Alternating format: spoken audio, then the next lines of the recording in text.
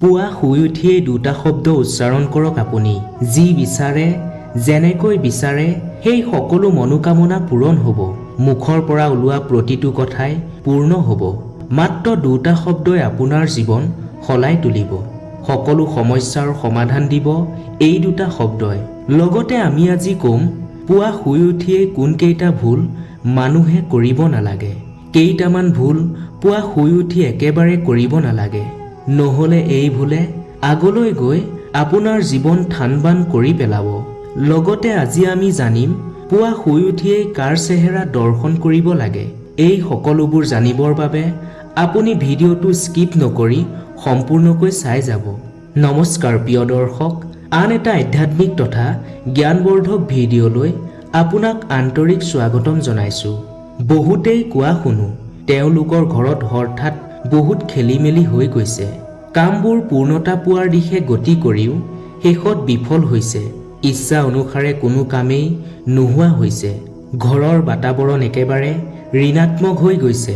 নিজৰ ঘৰত থাকিও অশান্তিত দিন অতিবাহিত কৰিবলগীয়া হৈছে। যদি আপুনি এই সকলোবোৰৰ পৰা মুক্ত হ'ব বিচাৰে, কোনো কামতেই যদি আপোনাৰ মন বহাব পৰা নাই, মনলৈ অবান্তৰ চিন্তা আহি আছে, দিনৰ দিনটো বেয়া ভাৱ মনলৈ আহি আছে, পৰিয়াল ধন সম্বন্ধীয় সমস্যাই আপোনাক চিন্তাত পেলাইছে, এই সকলোবোৰৰ পৰা আপুনি মুক্ত হ'ব পাৰিব।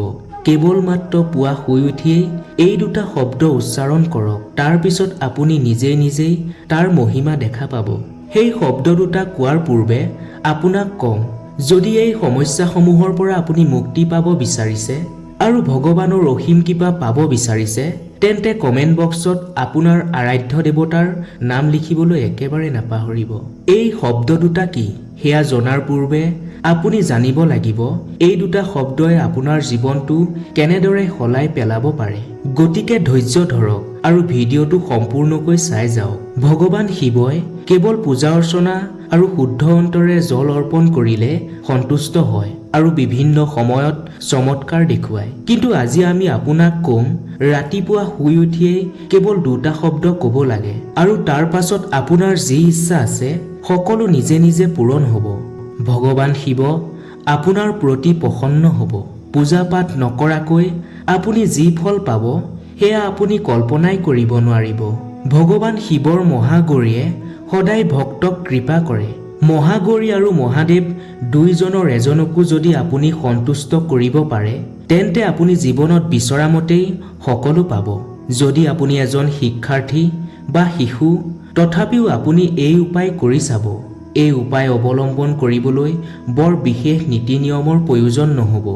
ঘৰখনৰ কেৱল ডাঙৰসকলেই যে এই উপায় কৰিব লাগিব তেনে নহয়, এটা শিশুৱেও এই উপায় কৰি চাব পাৰে। ইয়াৰ দ্বাৰা আপোনাৰ মানসিক বিকাশ আৰু ভৌতিক বিকাশ ইমানেই টনকিয়াল হ'ব যে আপুনি পৰীক্ষাত সফল হ'ব পাৰিব। বিশেষকৈ ঘৰৰ মহিলাসকলেও এই উপায় অৱলম্বন কৰিব লাগে। এই শব্দ দুটা কোৱাৰ বাবে আপুনি গা ধোৱাৰ প্ৰয়োজন নাই। ভগৱানৰ নাম কীৰ্তনৰ বাবে স্নান আদিৰ প্ৰয়োজন হয়। ইয়াৰ পাছতহে পূজা অৰ্চনাৰ কামখিনি কৰা হয়। কিন্তু আজি আমি আপোনাক যি দুটা শব্দ ক'ম, সেই দুটা শব্দ ক'বলৈ আপুনি একোৱেই কৰাৰ প্ৰয়োজন নাই। গা নোধোৱাকৈও আপুনি এই দুটা শব্দ বিচনাতেই ক'ব পাৰিব। যদি মহিলাসকলে এয়া কৰে, যিসকল নবোৱাৰী, তেওঁলোকে যদি এই দুটা শব্দ উচ্চাৰণ কৰে, তেন্তে তেওঁলোকেও ভাল সন্তান লাভ কৰিব পাৰিব। যি সন্তান সমগ্ৰ ঘৰখনৰ বাবে ভাগ্যশালী হৈ উঠিব। বৈবাহিক জীৱন সুখৰ হ'ব, আনন্দৰ হ'ব। ইমানেই ভাল ফল লাভ কৰিব যিখিনি আপুনি কল্পনাই কৰিব নোৱাৰিব। সদায় নিৰোগী হৈ থাকিব। ব্যৱসায় বাণিজ্যৰ উন্নতি হ'ব। যিকোনো ব্যক্তিয়ে নিজৰ জীৱনটো উত্তম কৰি তুলিবলৈ এই উপায় নিশ্চয় কৰিব। নিজৰ ইচ্ছা পূৰণৰ বাবেও এই শব্দ দুটা কোৱাটো অতিকৈ প্ৰয়োজন। এই উপায় কৰিলে আপুনি নিশ্চিতভাৱে মহাদেৱৰ কৃপা লাভ কৰিব। ৰাতিপুৱা শুই উঠিয়েই প্ৰথমে আপোনাৰ আৰাধ্য দেৱতাক স্মৰণ কৰিব। ইয়াৰ উপৰিও আৰাধ্য দেৱতাৰ পূজা অৰ্চনা কৰিহে আপুনি দিনটো আৰম্ভণি কৰিব, যাতে আপুনি শুভ ফল লাভ কৰে। পুৱা উঠিয়েই হাতযোৰ কৰি ভগৱানক প্ৰণাম জনাব লাগে। লগে লগে মাhamrityunjay মন্ত্ৰ উচ্চাৰণ কৰিব লাগে। ওম ত্ৰয়ী ব্ৰকং যজামহে সুগন্ধি পুষ্টি বৰ্ধনম উৰ্বৰো কমেব বন্ধ নান মৃত্যু মুখেয় মা অমৃতা। অৰ্থাৎ ইয়াৰ অৰ্থ হ'ল, হে ত্ৰিনয়ন, আমাৰ জীৱন সুগন্ধিৰে ভৰাই তোলা, সকলো বান্ধোনৰ পৰা আমাক মুক্তি দি আমাক মৃত্যুৰ পৰা অমৃতলৈ লৈ যোৱা। মন্ত্ৰফাঁকি উচ্চাৰণত কোনোবাখিনিত যদি আমাৰ ভুল হৈছে তেনেহলে আমাক ক্ষমা কৰি দিব। বিশ্বাস কৰা হয় এই মহামৃত্যুঞ্জয় মন্ত্ৰ সকলো ৰোগ বিনাশ কৰাৰ মন্ত্ৰ। এই মন্ত্ৰ প্ৰতিদিন জপ কৰিলে সকলো ধৰণৰ ৰোগ ব্যাধি অশান্তিৰ পৰা মুক্তি লাভ কৰিব পাৰি। এই মন্ত্ৰই মানুহক অমৰত্ব বৰ প্ৰদান কৰে। সেইবাবে সদায় পুৱা উঠিয়েই এই মন্ত্ৰ জপ কৰিব লাগে। কোৱা হয় দিনটোৰ আৰম্ভণি যদি ভাল হয় তেনেহলে সমগ্ৰ দিনটোৱে ভাল হয়। যেতিয়া আপুনি পুৱা চকু মেলিব, যদি আপুনি এক যোগাত্মক শক্তিৰ অনুভৱ কৰে তেন্তে সেই দিনটো সদায় ভালেই হয়। কিন্তু পুৱা উঠি জানিয়েই হওক বা অজানিতেই হওক আমি কিছুমান ভুল কৰোঁ, যাৰ বাবে আমি দুখ দৰিদ্ৰতাৰ মাজেৰে জীৱন অতিবাহিত কৰিবলগীয়া হয়। কাৰণ এই জানি অজানি কৰা ভুলবোৰৰ বাবে মহালক্ষ্মী আপোনাৰ ঘৰখনৰ প্ৰতি ৰুষ্ট হয়।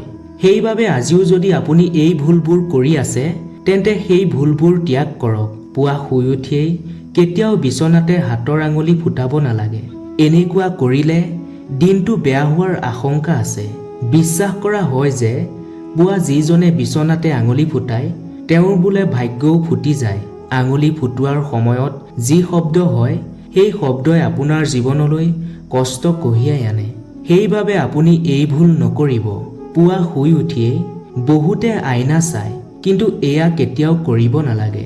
ইয়াৰ উত্তৰ একেবাৰে সুস্পষ্ট। পুৱা শুই উঠিয়েই নিজৰ ইষ্ট দেৱতাৰ ছবিখন দৰ্শন কৰাটো আটাইতকৈ উত্তম।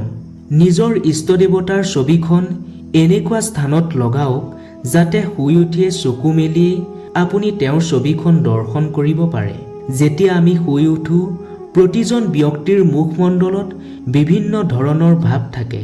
এনেকুৱাত যদি আপুনি কাৰোবাৰ চেহেৰা চায় তেতিয়া সেইজন মানুহৰ ঋণাত্মক শক্তি আমালৈ গুচি আহিব পাৰে। সেইবাবে ইয়াৰ পৰা বাচিবলৈ সদায় পুৱা উঠিয়েই ইষ্ট দেৱতাকহে দৰ্শন কৰিব, যাতে তেওঁ ফটোখনে আপোনাৰ দিনটোৰ বাবে যোগাত্মক শক্তিৰে ভৰাই তোলে। লগতে আপুনি পিতৃ মাতৃৰ মুখ দৰ্শন কৰিব পাৰে, কাৰণ মা দেউতাই হৈছে এই পৃথিৱীৰ ঈশ্বৰৰে ৰূপ। পুৱা উঠি হাতৰ তলুৱা দৰ্শন কৰিব লাগে আৰু তলুৱাখন দৰ্শন কৰি লক্ষ্মী মন্ত্ৰ উচ্চাৰণ কৰিব লাগে। ধৰ্মীয় শাস্ত্ৰ অনুসৰি হাতৰ তলুৱা আগভাগত মা লক্ষ্মী, মধ্যভাগত মা সৰস্বতী আৰু নিম্নভাগ বা মূল অংশত ভগৱান শ্ৰীহৰিয়ে বাস কৰে। পুৱা উঠিয়েই পূজাঘৰ, গোসাঁই ঘৰ, মন্দিৰ যোৱাৰ পূৰ্বে হাতৰ তলুৱা দৰ্শন কৰিব লাগে আৰু নিজৰ ভিতৰত থকা ঈশ্বৰক দৰ্শন কৰিব লাগে। যিজনে পুৱা উঠিয়েই ঈশ্বৰক স্মৰণ কৰি দিনটো আৰম্ভণি কৰে সেইজনৰ দিন কেতিয়াও বেয়া হোৱাৰ প্ৰশ্নই নাহে। যদি আপুনি পুৱা পূজাৰ ঘণ্টা শংখত আপুনি সাৰ পাইছে তেন্তে ইয়াতকৈ উত্তম একোৱেই নাই। ইয়াৰ অৰ্থ হ'ল আপোনাৰ জীৱনৰ সকলো নেতিবাচক শক্তি আৰু আপোনাৰ কষ্ট ভগৱান শ্ৰীহৰিয়ে নোহোৱা কৰিছে। সেইবাবে পুৱা শুই উঠিয়েই ভগৱানৰ আশীৰ্বাদ ল'ব লাগে। যেতিয়া আপুনি কিবা শুভ কামৰ বাবে ঘৰৰ পৰা ওলাই যায়, যদি ৰাস্তাত ঝাৰু দি থকা বা আৱৰ্জনা চাফ কৰি থকা সফাই কৰ্মী যদি দেখে তেন্তে সেয়া অতি শুভ লক্ষণ বুলি ধৰা হয়। পুৱা শুই উঠি যদি আপুনি কাৰোবাক কিবা দান কৰে সেয়া অতি উত্তম। এনেকুৱা কৰিলে দুখ কষ্ট দূৰ হয়। পুৱা উঠিয়েই কোনো লোকৰ ছাঁ দেখিব নালাগে বুলি কোৱা হৈছে। পুৱা উঠিয়েই লেতেৰা আৱৰ্জনা বা জোঠা বাচন দেখিব নালাগে। পুৱা উঠি যদি এইখিনি দেখে তেনেহলে হ'বলগীয়া কাম নোহোৱা হয়। সেইবাবে জোঠা বাচন সদায় শোৱাৰ পূৰ্বে ৰাতিয়েই ধুই থব লাগে। এইসমূহ নিয়ম যদি সদায় পালন কৰে তেন্তে আপোনাৰ জীৱনত কোনোদিন দৰিদ্ৰতা আৰু অশান্তিয়ে ঠাই ল'ব নোৱাৰে। সদায় মা লক্ষ্মী আপোনাৰ লগতেই থাকিব আৰু তেওঁৰ কৃপা দৃষ্টি সদায় আপোনাৰ লগত বৰ্তি থাকিব। প্ৰিয় দৰ্শক, আশা কৰোঁ আজিৰ ভিডিঅ'তে আপোনাক কিঞ্চিত হ'লেও উপকৃত কৰিছে।